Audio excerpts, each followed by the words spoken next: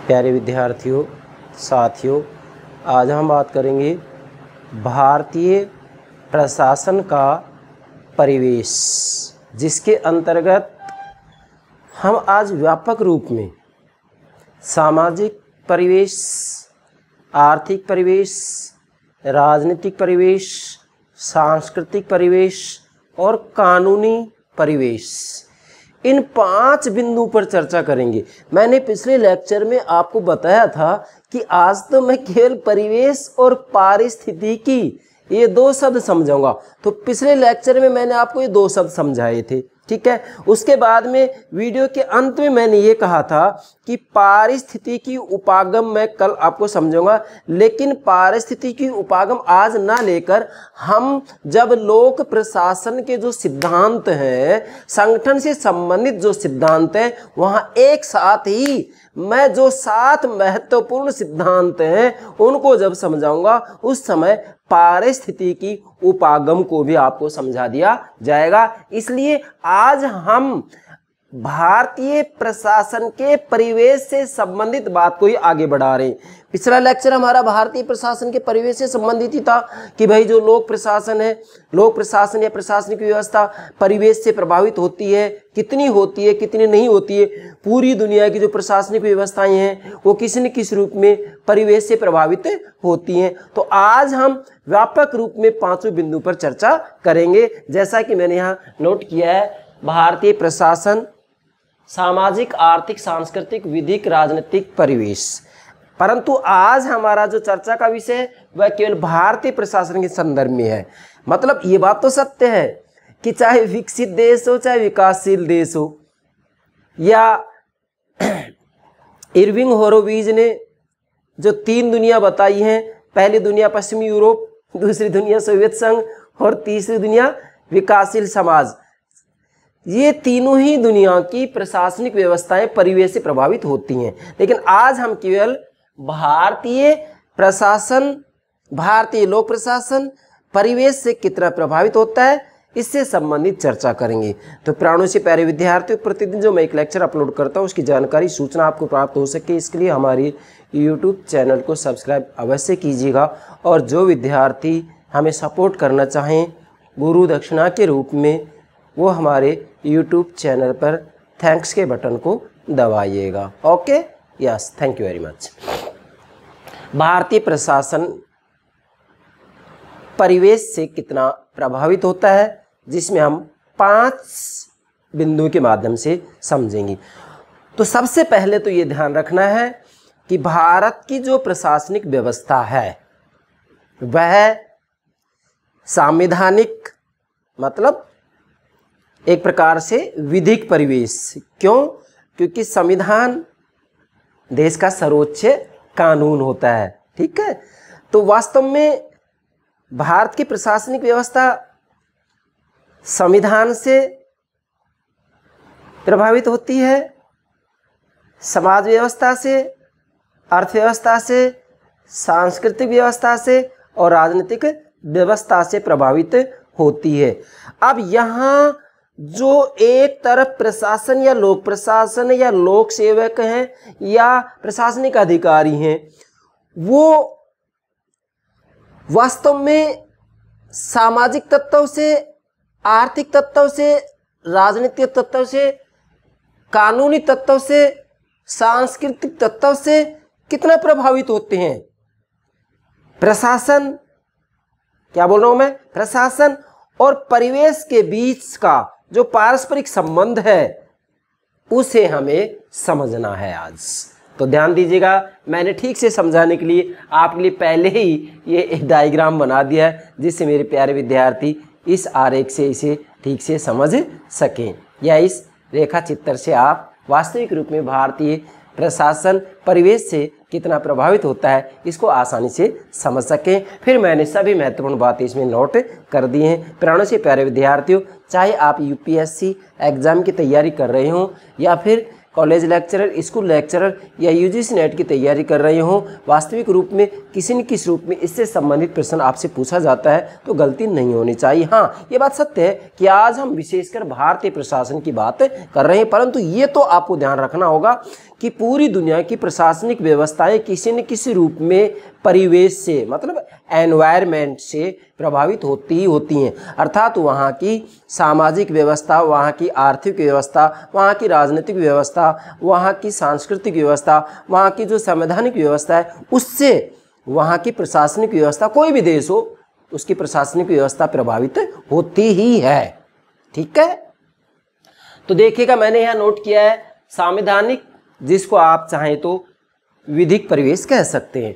मतलब वास्तविक रूप में जो प्रशासन होता है वह न केवल संविधान से या संवैधानिक परिवेश से प्रभावित होता है, बल्कि वह सामाजिक मतलब सामाजिक व्यवस्था, सोशल सिस्टम, समाज से सामाजिक, आर्थिक, सांस्कृतिक, विधिक, राजनीतिक परिवेश से प्रभावित होता है। अर्थात वास्तव में लोक प्रशासन या प्रशासन संवैधानिक, सामाजिक, आर्थिक, सांस्कृतिक, विधिक, राजनीतिक परिवेश या परिस्थितियों से न केवल प्रभावित होता है, न केवल प्रशासन पर इनका प्रभाव पड़ता है, बल्कि प्रशासन या लोक प्रशासन की कार्य प्रणाली और ढांचा भी इस परिवेश से प्रभावित होता है।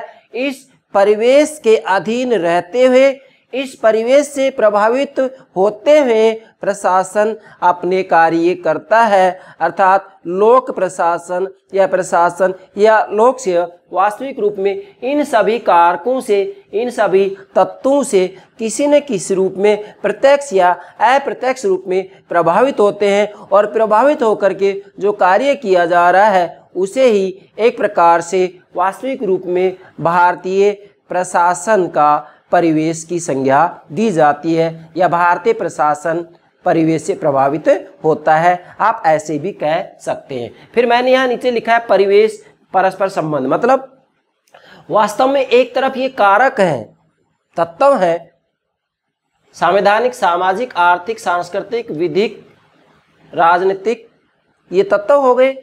तो परस्पर संबंध मतलब एक तरफ ये तत्व है और दूसरी तरफ प्रशासन या लोक प्रशासन या लोक सेवक या प्रशासनिक अधिकारी हैं। वास्तव में इनमें पारस्परिक क्रिया होती है। कैसे होती है? इसका मतलब आप केवल यही नहीं मानेंगे कि भाई संवैधानिक, सामाजिक, आर्थिक, सांस्कृतिक, विधिक और राजनीतिक तत्व लोक प्रशासन के प्रशासन को प्रभावित करते हैं। नहीं नहीं नहीं नहीं नहीं, प्रशासन भी, लोक सेवक भी वास्तविक रूप में अपने कार्यों से, कार्य प्रणाली से इन तत्वों को भी प्रभावित करते हैं। ये बात आपको ध्यान में रखनी है। क्यों? क्योंकि जब पॉलिटिकल सिस्टम, राजनीतिक व्यवस्था के द्वारा कानून बनाए जाते हैं और कानूनों के अंतर्गत मान लीजिएगा कोई सामाजिक कुरीति है तो सामाजिक कुरीति को दूर करने के लिए कानून बनाया जाएगा। तो फिर जब सामाजिक कुरीति, बुराई को दूर करने के लिए कानून बनाया गया है तो उस कानून की क्रियान्विति कौन करेगा? प्रशासन करेगा। प्रशासन करेगा तो क्या उससे जो सोशल सिस्टम है, सामाजिक व्यवस्था है, प्रभावित होगी या नहीं? प्रभावित होगी। इसलिए एक प्रकार से यहाँ हम ये कह सकते हैं कि ये जो तत्व हैं, जो ये परिवेश है, ये प्रशासन को प्रभावित करता है और प्रशासन भी किसी न किसी रूप में इन परिस्थितियों में, इन परिवेश में सुधार करता है यदि कोई कमियां हैं तो। ठीक है, इसलिए परिवेश मतलब इन दोनों में क्या जो परस्पर संबंध होता है वही परिवेश कहलाता है, जिसे दूसरे रूप में कहा जा सकता है रचना। रचना और वातावरण ही एक प्रकार से ये पारस्परिक संबंध है। रचना का मतलब यहाँ क्या होगा? ये लोक प्रशासन और प्रशासन है। वातावरण का मतलब ये जो परिवेश है जिसमें संवैधानिक, सामाजिक, आर्थिक, सांस्कृतिक, विधिक और राजनीतिक तत्व या कारक आ जाते हैं, वो एक प्रकार से वातावरण कहलाता है। अर्थात वास्तविक रूप में एक एनवायरमेंट हो गया। एनवायरमेंट, पर्यावरण, वातावरण। तो ये क्या है? प्रशासन को प्रभावित करता है और प्रशासन भी किसी न किसी रूप में इसको प्रभावित करता है। इसका मतलब ये नहीं है कि प्रशासन परिवेश के पूर्ण रूप में अधीन होता है, प्रशासन की अपनी कोई भूमिका नहीं होती है। नहीं नहीं नहीं, प्रशासन भी जो समाज में, आर्थिक क्षेत्र में, सांस्कृतिक क्षेत्र में किसी न किसी रूप में व्यवस्थापिका के द्वारा जो कानून बनाए जाते हैं तो उन कानूनों को क्रियान्वित करता है। और जो कानून बनाए जाते हैं किसी न किसी रूप में समाज व्यवस्था में जो बुराइयां होती हैं उनको दूर करने के लिए किया जाता है। अर्थव्यवस्था में सुधार के लिए, विकास के लिए कानून बनाए जाते हैं तो उनकी क्रियान्विति की जिम्मेदारी प्रशासन की होती है। तो प्रशासन की होती है तो फिर किसी न किसी रूप में ये कार्य या तत्वों से प्रभावित होते हैं। चलिए अब आगे बढ़ते हैं। फ्रेड डब्ल्यू रिक्स नाम के विद्वान है जिसकी मैंने पिछले लेक्चर में व्यापक रूप में चर्चा की है। रिक्स ने पारिस्थितिकी शब्द का प्रयोग किया। अब ये जो पारिस्थितिकी और परिवेश शब्द है, इनका क्या अर्थ है, पिछले लेक्चर में आप देख सकते हैं, मैंने अपलोड कर रखा है। ठीक है, रिग्स ने पारिस्थितिकी शब्द का प्रयोग किया, लेकिन व्यवहार में ये परिवेश, एनवायरमेंट, परिवेश का समानार्थक है। अर्थात वास्तविक रूप में जो पारिस्थितिकी शब्द है वह एक प्रकार से परिवेश में ही समाहित हो जाता है। ये बात सत्य है कि हम ये कह सकते हैं कि जो एनवायरमेंट होता है, जो परिवेश होता है, वह वास्तविक रूप में एक प्रकार से पारिस्थितिकी शब्द को ही अपने में समाहित कर लेता है। बाकी व्यापक रूप में इन दोनों को आप समझना चाहें तो पिछला लेक्चर देखिएगा, यहाँ हम इनकी परिभाषा नहीं दे रहे हैं। यहाँ तो हम केवल ये बता रहे हैं कि भारतीय प्रशासन किन किन तत्वों से, कारकों से प्रभावित होता है। चलिए अब 5 तत्व ले रहे हैं, जिसमें पहला है प्रशासन का सामाजिक परिवेश। मतलब जो भारत का प्रशासन है, भारत की जो प्रशासनिक व्यवस्था है, भारत की जो प्रशासनिक व्यवस्था है वह वास्तविक रूप में सामाजिक व्यवस्था से प्रभावित होती है, या भारत की प्रशासनिक व्यवस्था वास्तव में सामाजिक परिवेश से प्रभावित होकर के अपने कार्य करती है। अब ये सामाजिक परिवेश से कैसे प्रभावित होती है, ध्यान देंगे, नोट करें। प्रशासन का सामाजिक परिवेश, नंबर 1 जाति। भारत की प्रशासनिक व्यवस्था वास्तविक रूप में जाति से प्रभावित अवश्य होती है। आप स्वयं देखिएगा, यहाँ किसी न किसी रूप में जाति के आधार पर भेदभाव किया जाता है। जब किसी भी सेवा के अंतर्गत भर्ती की बात आती है तो भर्ती के संदर्भ में वास्तविक रूप में पक्षपात किया जाता है। और इसी के साथ में दूसरे रूप में भारत की प्रशासनिक व्यवस्था जो ये जाति है, यहाँ जो आरक्षण की व्यवस्था की गई है, तो आरक्षण के अंतर्गत वास्तविक रूप में जो बहुत ज़्यादा विवेकवान व्यक्ति होते हैं वो प्रतिशत में पिछड़ जाते हैं। अब चूंकि कुछ जातियों को आरक्षण होता है, उनका प्रतिशत कम होता है परीक्षा के अंतर्गत, तो भी उनको नौकरी मिल जाती है, तो इससे थोड़ा हानि भी होती है। तो कहने का मतलब मेरा ये है कि हमारी जो प्रशासनिक व्यवस्था है वह किसी न किसी रूप में जाति से प्रभावित होती है। इसी के साथ में धर्म से भी हमारी प्रशासनिक व्यवस्था प्रभावित होती है। मुझे ज़्यादा व्याख्या करने की आवश्यकता नहीं है, क्योंकि आप स्वयं ये सारी बातें जानते हैं। और इसी के साथ में सांप्रदायिकता से भी हमारी प्रशासनिक व्यवस्था प्रभावित होती है। हमारे भारत में विशेषकर 8 धर्म हैं, जिनके अंतर्गत हिंदू और मुसलमानों में अक्सर किसी न किसी बात को लेकर के आपसी संघर्ष होता रहता है, विवाद होता रहता है। तो उससे भी हमारी जो प्रशासनिक व्यवस्था है उसकी कार्य प्रणाली प्रभावित होती है, डेफिनेटली होती है।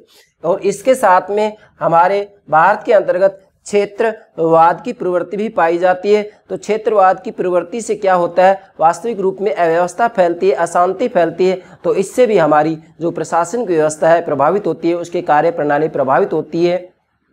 क्यों कार्य प्रणाली इसलिए प्रभावित होगी कि जब क्षेत्रवाद की प्रवृत्ति पाई जाएगी तो वहाँ पर क्या होगा, संघर्ष होगा, संघर्ष होगा तो अव्यवस्था होगी, अव्यवस्था होगी, अशांति फैलेगी।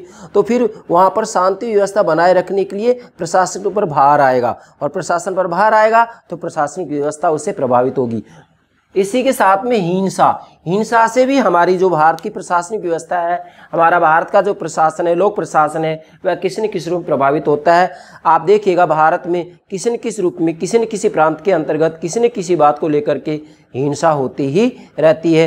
कभी किसानों के बारे में, कभी विद्यार्थियों की बातों को लेकर के, कभी व्यापारियों की बातों को लेकर के किसी न किसी रूप में हिंसा होती रहती है, आंदोलन होते रहते हैं। तो उससे भी हमारी प्रशासनिक व्यवस्था प्रभावित होती है। मैंने सामान्य से रूप में संकेत कर दिया है, बाकी व्यापक रूप में आप इसके ऊपर बहुत कुछ लिख सकते हैं। दूसरा है प्रशासन का आर्थिक परिवेश। भाई वैसे तो दुनिया की कोई भी प्रशासनिक व्यवस्था हो, आर्थिक परिवेश से, वहाँ की जो अर्थव्यवस्था होती है उससे प्रभावित होती ही होती है। अब रही बात भारत की, तो भारत का जो प्रशासन है, भारत का जो लोक प्रशासन है, भारत का जो प्रशासन है, जो लोक सेवक हैं, वो आर्थिक तत्वों से, आर्थिक कारक से ही प्रभावित होते हैं। तो आप नोट करेंगे प्रशासन का आर्थिक परिवेश, अर्थात भारत की जो प्रशासनिक व्यवस्था है वह आर्थिक परिवेश से प्रभावित होती है। आर्थिक परिवेश के अधीन रहते हुए, आर्थिक कारक के अधीन रहते हुए कार्य करती है। कैसे? नंबर 1 कृषि की प्रधानता। वास्तविक रूप में कृषि के अंतर्गत हम देखें तो भारत के अंतर्गत लगभग 68 से 70 मतलब 68 से 70% जनता कृषि व्यवसाय करती है। और यदि आप अमेरिका कनाडा की बात करते हैं, वहाँ जापान की बात करते हैं, तो 2-3-4% जनता ही जो है कृषि पर आधारित है। अब ऐसी स्थिति में क्या होगा कि वास्तविक रूप में चूंकि यहाँ पर कृषि व्यवसाय ज़्यादा है तो प्रशासनिक रूप पर भार ज़्यादा बढ़ेगा, भार ज़्यादा बढ़ेगा तो प्रशासनिक व्यवस्था इससे प्रभावित होगी। दूसरा क्या है, ग्रामीण अर्थव्यवस्था, यहाँ की अर्थव्यवस्था भी ग्रामीण है। अब ग्रामीण अर्थव्यवस्था, तो ऐसी स्थिति में यहाँ पर आर्थिक विकास के ऊपर काफ़ी खर्चा करना पड़ता है, तो ऐसी स्थिति में फिर क्या होगा, प्रशासनिक व्यवस्था किसी न किसी में प्रभावित होगी। क्यों होगी, क्योंकि इतना बजट पारित किया नहीं जा सकता, हमारे आर्थिक संसाधन इतने मजबूत हैं नहीं, तो इसलिए फिर क्या होता है, प्रशासनिक व्यवस्था इससे प्रभावित होती है। अगला है प्रति व्यक्ति निम्न आय। अगर हम भारत की अमेरिका और ब्रिटेन से तुलना करते हैं तो उनके बनिस्पत हमारे भारत के अंतर्गत प्रति व्यक्ति जो आय है वो बहुत ही निम्न है, बहुत ही निम्न श्रेणी की है। अगला है, अब मैं इनमें देखो व्यापक लेक्चर व्याख्या इसलिए नहीं दे रहा हूँ क्योंकि ये अपने आप स्पष्ट, जो विद्यार्थी यूपीएससी यूजीसी नेट की तैयारी कर रहे हो, कॉलेज स्कूल लेक्चर की तैयारी कर रहे हो, तो ये तो सामान्य बातें वो जानते ही होंगे, इनकी ज़्यादा लंबी चौड़ी मुझे व्याख्या या लेक्चर देने की कतई आवश्यकता नहीं है। मैंने संकेत दे दिया, हाँ महत्वपूर्ण बातें मैंने नोट कर दी, इन बिंदुओं के ऊपर आप काफ़ी अच्छा लिख सकते हैं। अगला है बेरोजगारी। तो वास्तविक रूप में भारत के अंतर्गत हम देखते हैं तो जनसंख्या तो बढ़ती ही जा रही है डेफिनेटली, ठीक है, शिक्षा का जो प्रतिशत है वो भी बढ़ता जा रहा है, लेकिन उसके अनुरूप रोजगार उतने नहीं बढ़ पा रहे हैं। शिक्षा का प्रतिशत बढ़ रहा है, रोजगार का प्रतिशत उतना नहीं बढ़ पा रहा है, तो ऐसी स्थिति में बेरोजगारी बढ़ रही है। बेरोजगारी बढ़ रही है तो ऐसी स्थिति में फिर क्या होगा, अपराध घटेंगे कि बढ़ेंगे, अपराधों की संख्या बढ़ेगी।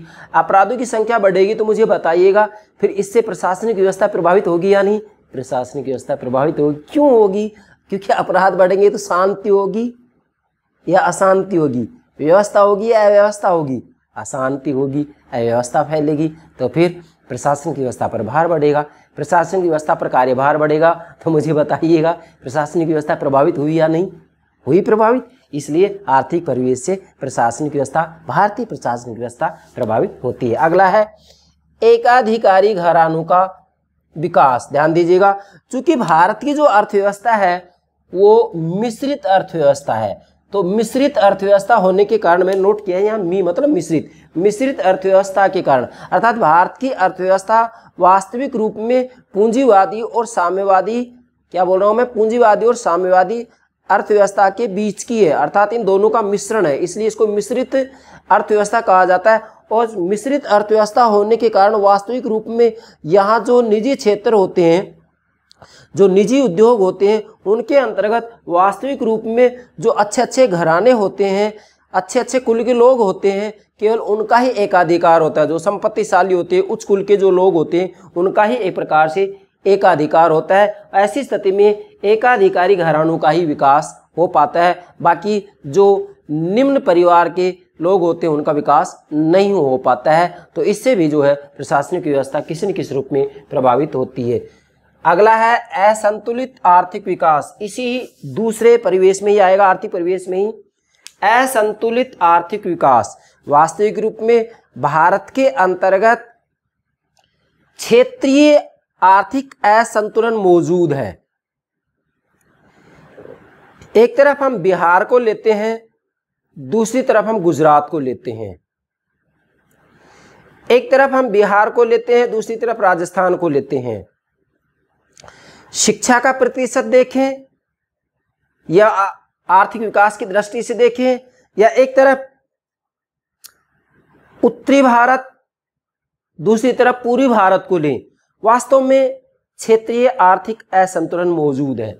तो जब ये जो आर्थिक असंतुलन मौजूद है या असंतुलित आर्थिक विकास हो रहा है भारत के अंतर्गत, कि किसी क्षेत्र में बहुत ज़्यादा आर्थिक विकास हो रहा है, किसी में कम हो रहा है, किसी में शिक्षा का स्तर बहुत ज़्यादा बढ़ गया है। मैंने देखा है कुछ राज्यों के अंतर्गत महिलाओं का साक्षरता प्रतिशत केवल 20% है, कुछ राज्यों के अंतर्गत 90% तक पहुंच गया है। तो डेफिनेटली कहीं ना कहीं हम कह सकते हैं कि असंतुलित आर्थिक विकास हो रहा है। तो असंतुलित आर्थिक विकास हो रहा है तो इससे भी किसी न किसी रूप में जो प्रशासन होता है वो प्रभावित होता है, प्रशासनिक व्यवस्थाएं होती हैं वो प्रभावित होती हैं। इसी के साथ में परंपरावादी समाज, वास्तविक रूप में देखा जाए तो हमारी जो प्रशासनिक व्यवस्था है वो परंपरावादी समाज से प्रभावित होती है। आज हमारे यहाँ वास्तविक रूप में जाति, धर्म, भाषा, संस्कृति, क्षेत्रीयता, इन सब का किसी न किसी रूप में योगदान होता है और इन सभी से किसी न किसी रूप में हमारा जो प्रशासन होता है, जो प्रशासनिक अधिकारी होते हैं, वो प्रभावित होते हैं। और इसी के साथ में चूंकि हमारे यहाँ अभी परंपरावादी समाज है, तो एक प्रकार से मैं कहूँगा कि यहाँ पर विभिन्न प्रकार की कुरीतियाँ अभी मौजूद हैं। तो ऐसी स्थिति में लोग अशिक्षित भी हैं। ऐसी स्थिति के अंतर्गत जो प्रशासक होते हैं वो एक प्रकार से भ्रष्ट आचरण करने लग जाते हैं और लाल फीताशाही की प्रवृत्ति भी बढ़ जाती है। भाई भतीजावाद को भी बढ़ावा मिलता है।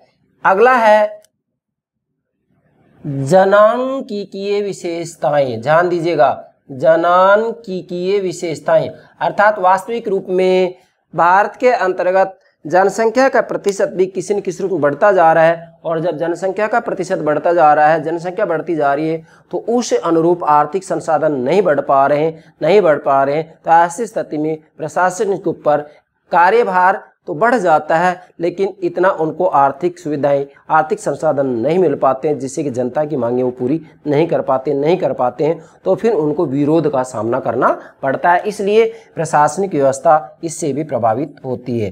तीसरा है प्रशासन का सांस्कृतिक परिवेश।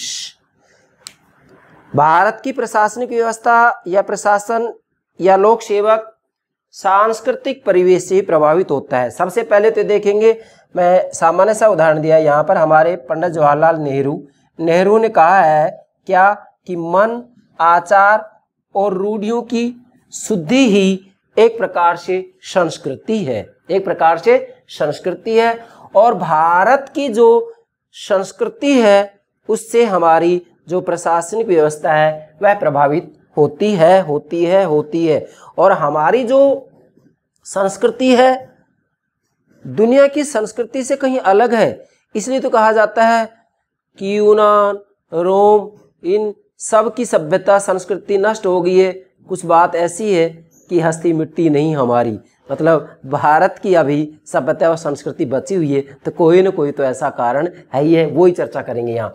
हमारे भारत के अंतर्गत वास्तविक रूप में उदारता मौजूद है, अर्थात हमारे यहाँ सहिष्णुता की प्रवृत्ति पाई जाती है। सभी एक दूसरे के साथ प्रेम से रहना पसंद करते हैं। इससे हमारा प्रशासनिक व्यवस्था प्रभावित होती है। इसी के साथ में भारत में अनेकता में एकता है। यहाँ पर विभिन्न प्रकार की जाति, धर्म, भाषा, क्षेत्रीयवाद इत्यादि पाया जाता है, लेकिन उसके बावजूद भी भारत में अनेकता में एकता है या विभिन्न प्रकार की जाति या धर्म है, लेकिन फिर भी ये अपने आप को एक मानते हैं, भारतीय मानते हैं। तो इससे भी हमारी प्रशासनिक व्यवस्था प्रभावित होती है। इसी के साथ में हमारे भारत में धर्मनिरपेक्षता मौजूद है, अर्थात यहाँ पर किसी भी धर्म विशेष को प्रथम स्थान नहीं दिया गया है, किसी भी धर्म विशेष को विशेष स्थान नहीं दिया गया है, किसी भी धर्म विशेष को विशेषाधिकार प्रदान नहीं किया गया है। यहाँ वास्तविक रूप में संविधान की नज़रों में, कानून की दृष्टि में सभी धर्म समान है। किसी भी रूप में किसी प्रकार का कोई पक्षपात नहीं किया जाता है। तो इससे भी हमारी प्रशासनिक व्यवस्था प्रभावित होती है। प्रशासनिक व्यवस्था को कार्य करने में, कार्य प्रणाली में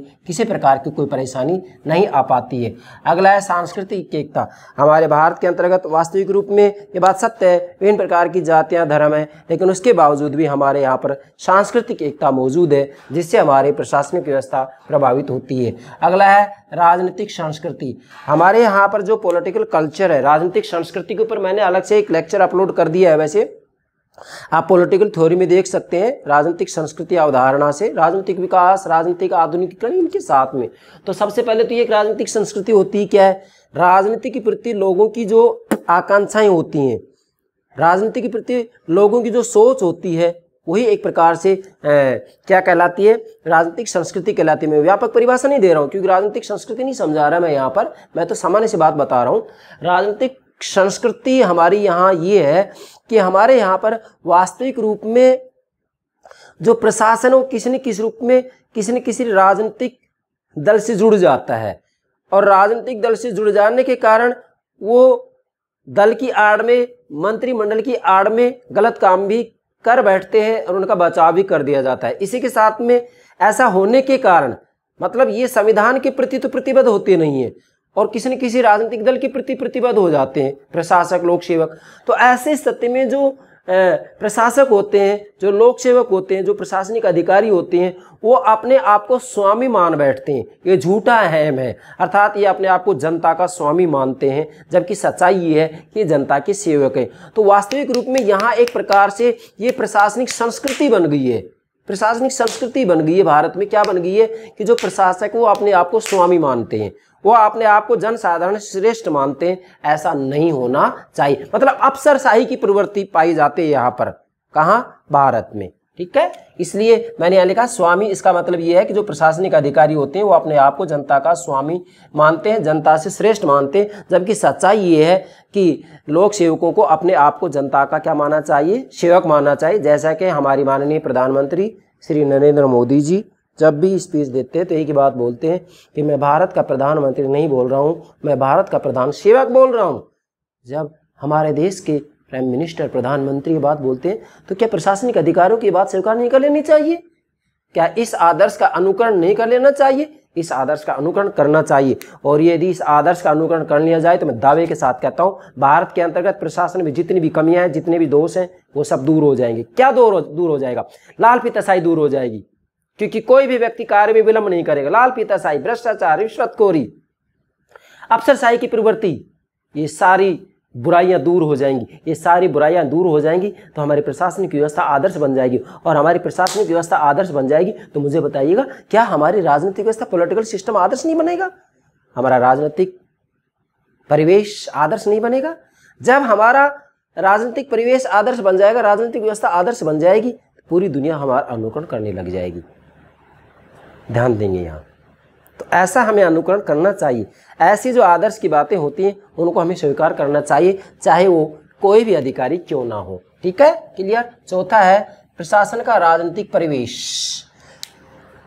भारत की जो प्रशासनिक व्यवस्था है राजनीतिक परिवेश से भी प्रभावित होती है, राजनीतिक वातावरण से, पर्यावरण से भी, एनवायरनमेंट से भी प्रभावित होती है। कैसे? जैसे भारत के अंतर्गत संसदात्मक शासन प्रणाली या संसदीय प्रतिमान को अपनाया गया है। संसदीय प्रतिमान का मतलब होता है कार्यपालिका और व्यवस्थापिका में घनिष्ठ संबंध होता है। कार्यपालिका व्यवस्थापिका के प्रति उत्तरदायी होती है।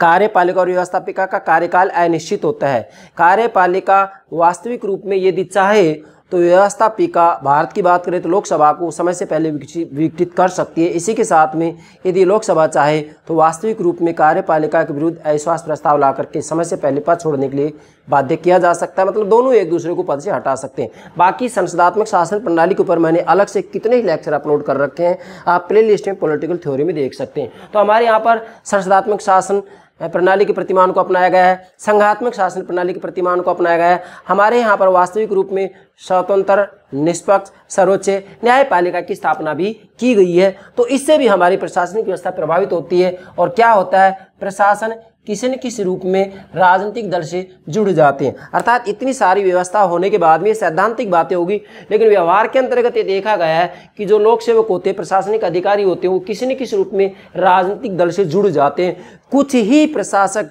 कुछ ही लोक सेवक, कुछ ही प्रशासनिक अधिकारी ऐसे होते हैं जो कि किसी भी राजनीतिक दल से नहीं जुड़ते हैं। वो केवल संविधान के प्रति प्रतिबद्ध होते हैं। और वास्तविक रूप में लोक सेवकों के, प्रशासनिक अधिकारियों को केवल संविधान के प्रति प्रतिबद्ध होना चाहिए, किसी राजनीतिक दल विशेष के प्रति प्रतिबद्ध नहीं होना चाहिए। जबकि भारत के अंतर्गत ये पाया जाता है कि प्रशासनिक अधिकारी, लोक सेवक किसी न किसी रूप में राजनीतिक दल के प्रति प्रतिबद्ध हो जाते हैं, जुड़ जाते हैं। ये बात पूर्णतया सत्य है, जबकि ऐसा नहीं होना चाहिए। पांचवा है प्रशासन का विधिक परिवेश, कानूनी। विधिक मतलब कानूनी, जिसको संवैधानिक भी कह सकते हैं आप। भारत की प्रशासनिक व्यवस्था है वास्तविक रूप में विधिक परिवेश से प्रभावित होती है।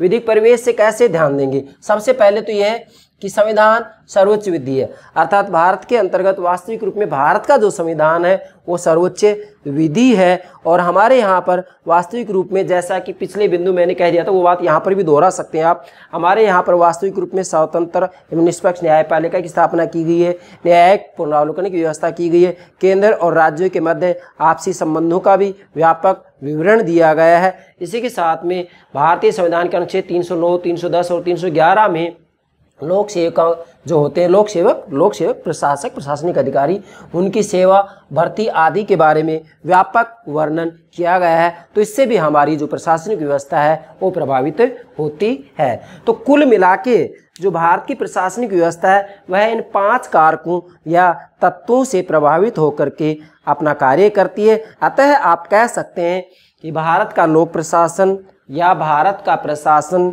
या भारत के लोक सेवक या भारत के प्रशासनिक अधिकारी, जैसे मैं आपको एक उदाहरण दूं, जैसे हमारे यहाँ IAS IPS अधिकारी हैं, आप सामान्य स्वरूप में देखेंगे, बाकी तो कितने ही हैं IAS IPS अधिकारी, तो ये वास्तविक रूप में एक प्रकार से प्रशासक हो गई।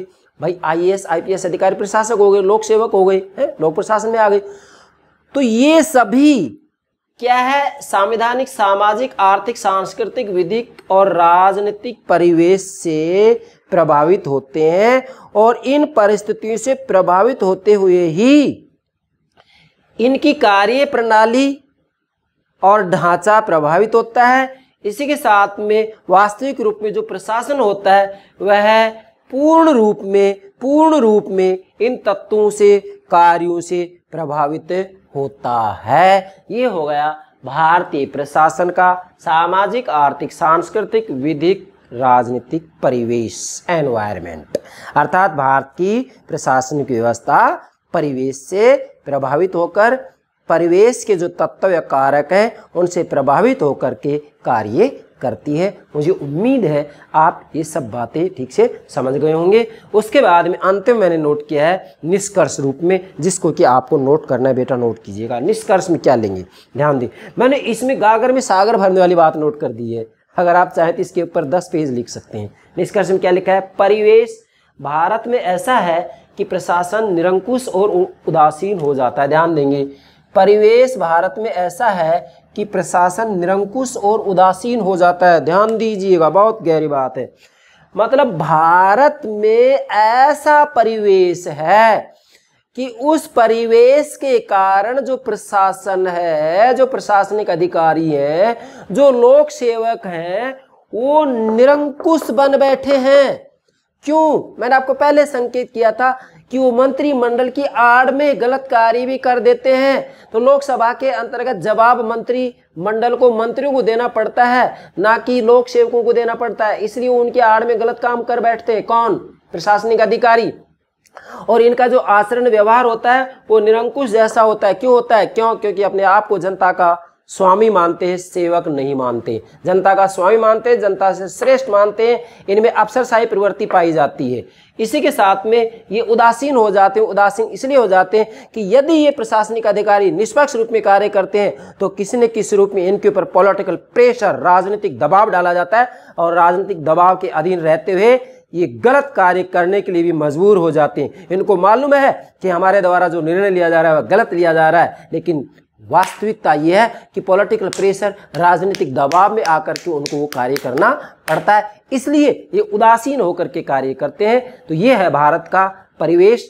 भारत का जो प्रशासनिक व्यवस्था है वह वास्तविक रूप में इस परिवेश के अधीन कार्य करती है। इसलिए मैंने लास्ट में लिखा है कि परिवेश भारत में ऐसा है। मतलब भारत का जो परिवेश है वो ऐसा है कि प्रशासन मतलब लोक प्रशासन, मतलब लोक सेवक, मतलब प्रशासनिक अधिकारी, IAS IPS अधिकारी कह सकते हैं आप, प्रशासन निरंकुश और उदासीन हो जाता है। निरंकुश तो इसलिए हो जाता है क्योंकि ये अपने आप को स्वामी मान बैठे हैं। ये जनता से अपने आप को श्रेष्ठ मानते हैं। इनमें अफसरशाही की प्रवृत्ति पाई जाती है, अफसरशाही की प्रवृत्ति पाई जाती है आज भी। और उदासीन इसलिए हो जाते हैं कि ये वास्तविक रूप में राजनीतिक, क्या बोल रहा हूं मैं, राजनीतिक दबाव के अधीन रहते हुए कार्य करते हैं। इसलिए ये उदासीन होकर के कार्य करते हैं। क्लियर हो गई ये बात? तो मुझे पूरी उम्मीद है आप भारतीय प्रशासन वास्तविक रूप में किन किन तत्वों से, कारकों से प्रभावित होता है, ये सब बातें ठीक से समझ गए होंगे। Okay, thank you very much, thank you very much.